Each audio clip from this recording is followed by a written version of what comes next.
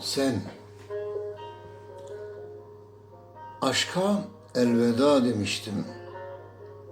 Dönmemeye söz vermiştim. Defterleri kapatmıştım. Sen açtırdın dilberim.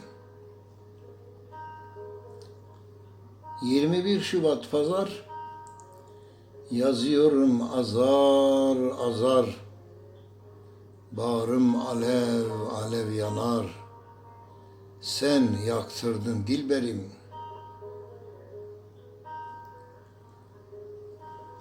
Bir daha aşık olmayı, tatlı sözleri duymayı, aşkı, sevgiyi, sevdayı sen öğrettin dilberim.